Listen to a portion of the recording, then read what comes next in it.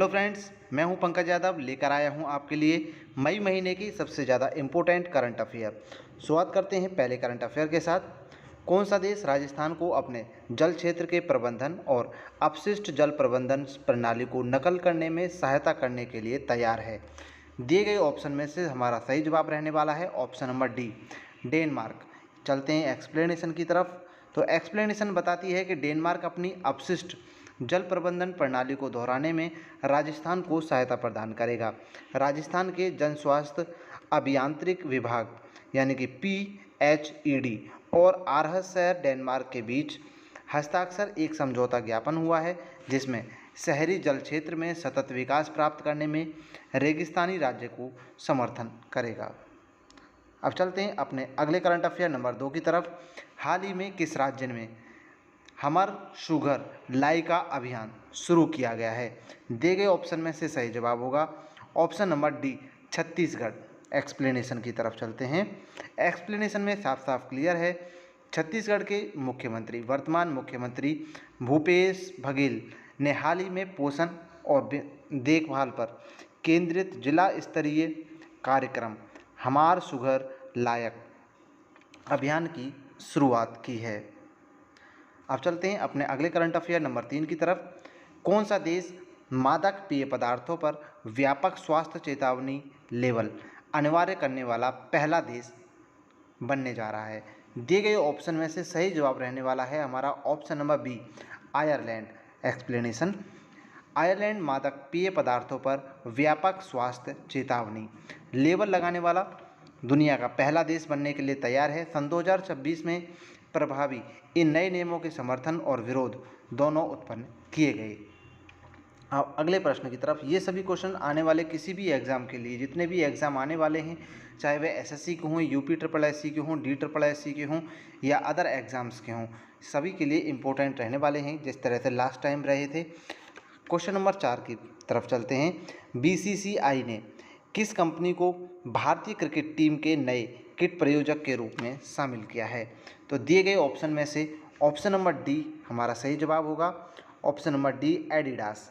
भारतीय cricket control board BCCI का ये फुल फॉर्म है, ने भारतीय क्रिकेट टीम के लिए आधिकारिक किट प्रायोजक के रूप में प्रसिद्ध वैश्विक स्पोर्ट्स वियर ब्रांड एडिडास के साथ बहुवर्षीय साझेदारी की घोषणा की है। जिस तरह से BCCI का जो टी-शर्ट होता है प्लेयर्स का, तो उस पर जो लोगो लगने वाला है, इस पर एडिडास का लोगो देखने को मिलने वाला है आप सभी को।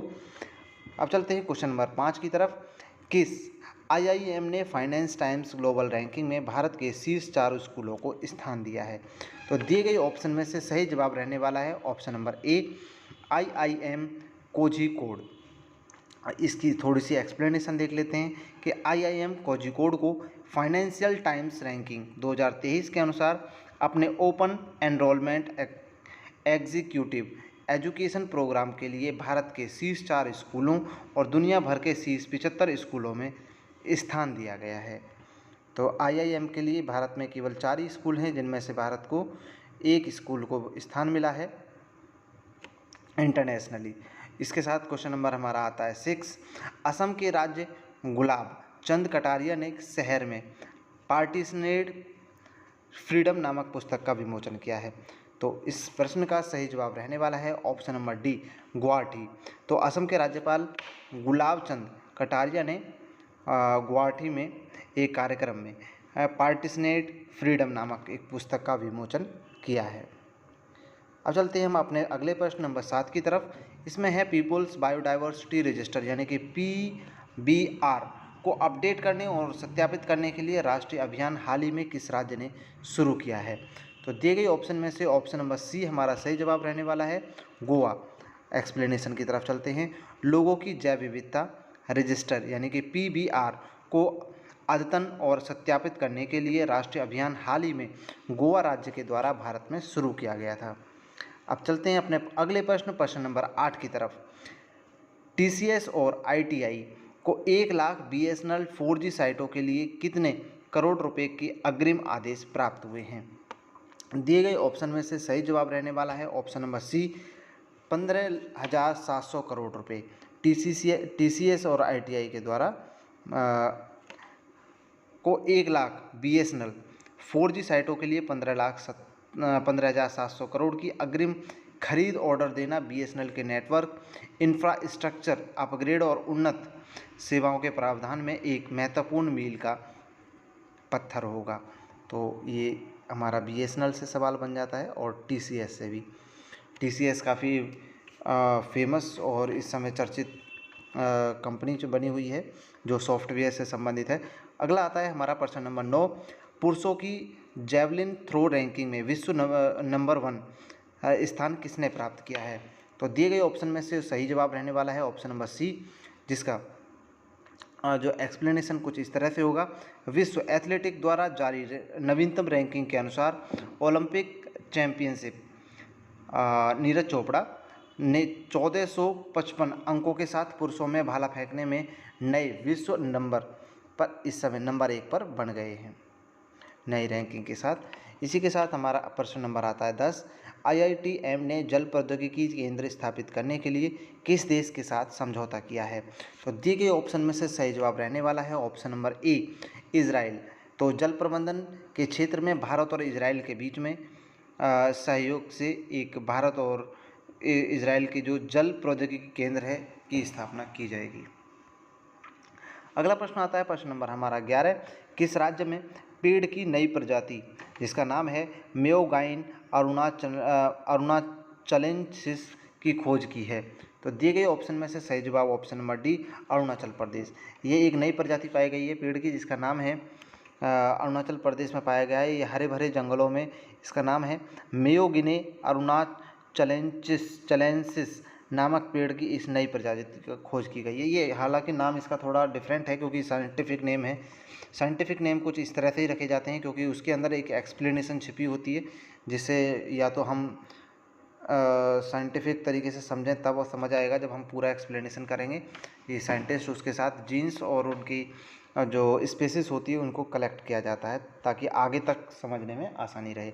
प्रश्न नंबर 12 आता है किस राज्य के मुख्यमंत्री ने आर्थिक विकास के लिए मछलीपट्टनम बंदरगाह परियोजना का शुभारंभ किया है? तो दिए गए ऑप्शन में से सही जवाब ऑप्शन नंबर B रहने वाला है हमारा आंध्र प्रदेश।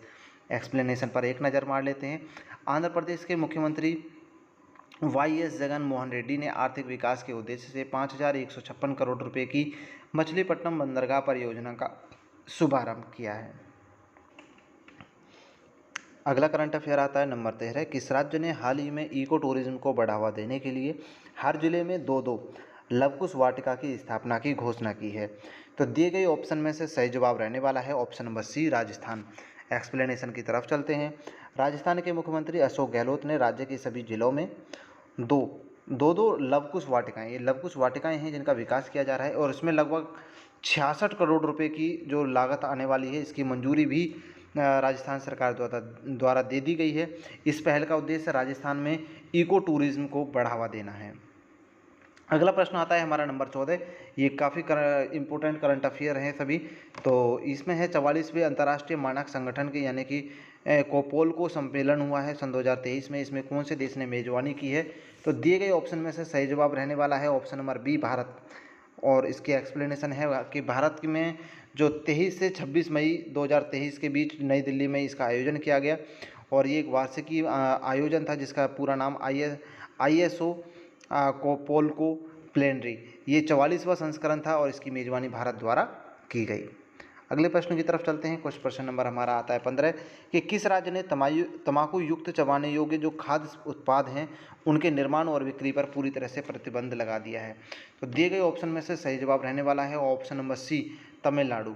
तो इसकी एक्सप्लेनेशन इस तरह से है। तमिलनाडु ने तंबाकू युक्त चबाने योग्य खाद्य उत्पादों के निर्माण और बिक्री पर पूर्णतः प्रतिबंध बढ़ा दिया है यानी कि लगा दिया है। अगला प्रश्न आता है हमारा नंबर 16। ये इसका है प्रश्न बुराचापोरी वन्यजीव अभ्यारण्य किस राज्य या केंद्र शासित प्रदेश में अवस्थित है? तो दिए गए ऑप्शन में से सही जवाब रहने वाला है कि ये असम में अवस्थित है और इसकी बुराचापोरी वन्यजीव अभ्यारण्य भारत के असम राज्य में स्थित है ये। और जो जिला है इसका सोनितपुर है और ये ब्रह्मपुत्र नदी के दक्षिणी तट पर लगभग 44.06 वर्ग किलोमीटर के क्षेत्र में फैला हुआ है और ये काफ़ी शानदार वन्य जीव है यानी कि नेशनल पार्क है। और अगला प्रश्न आता है प्रश्न नंबर हमारा 17 कि भारत के रेल मंत्रालय ने किस देश को 20 ब्रॉड गेज लोकोमोटिव सौंपे हैं। तो दिए गए ऑप्शन में से ऑप्शन नंबर ए हमारा सही जवाब रहने वाला है, बांग्लादेश। जी हाँ साथियों, भारत के रेल मंत्रालय ने बांग्लादेश को 20 ब्रॉड गेज लोकोमोटिव सौंपे हैं। अगला प्रश्न आता है हमारा प्रश्न नंबर 18। प्रश्न नंबर 18 में कहा गया कि कौन सा देश NVS-1 नेविगेशन सैटेलाइट लॉन्च करने के लिए तैयार है। तो दिए गए ऑप्शन में से सही जवाब ऑप्शन नंबर ए यानी कि भारत। भारत में एक्सप्लेनेशन देख लेते हैं कि भारत का जो अंतर्राष्ट्रीय क्या बोलते हैं अंतरिक्ष संगठन है, उसका नाम है अंतरिक्ष अनुसंधान संगठन इसरो। आंध्र प्रदेश के श्रीहरिकोटा से इसने अपना जियो-सी एक क्रोनस सैटेलाइट लॉन्च व्हीकल्स यानी GSLV पर नेविगेशन सैटेलाइट NVS-01 लॉन्च करने की पूरी तैयारी कर रखी है और पूरी तरह से तैयार है। अब चलते हैं अपने अगले करंट अफेयर की तरफ, जिसमें नंबर में पूछा गया है कि शरत बाबू, जिनका अभी हाल ही में मई में निधन हुआ है, वे किस पेशे से संबंधित थे। तो दिए गए ऑप्शन में से सही जवाब रहने वाला है ऑप्शन नंबर बी। ये एक अभिनेता थे और ये कौन से अभिनेता थे इसके बारे में बता दें हम आपको कि ये वयोवृद्ध अभिनेता शरत बाबू, ये हैदराबाद के एक शहर में इनका भी निधन हुआ है। ये 71 वर्ष की इनकी आयु थी और किडनी और लीवर के फेल होने की समस्याओं से पीड़ित थे, जिसके कारण कुछ ही हफ्तों में इनके स्वास्थ्य को लेकर काफ़ी अटकलें आईं और उनकी मृत्यु हो गई। तो हाल ही में ये सभी करंट अफेयर हर किसी आने वाले अपकमिंग एग्जाम के लिए बहुत इंपॉर्टेंट हैं। तो आप ऐसे ही इंपॉर्टेंट करंट अफेयर के लिए हमारे यूट्यूब चैनल डोलचा अकेडमी को सब्सक्राइब कर लीजिए। मिलते हैं अगले नए वीडियो में नए करंट अफेयर और नई जॉब अपडेट के साथ। तब तक के लिए जय हिंद साथियों।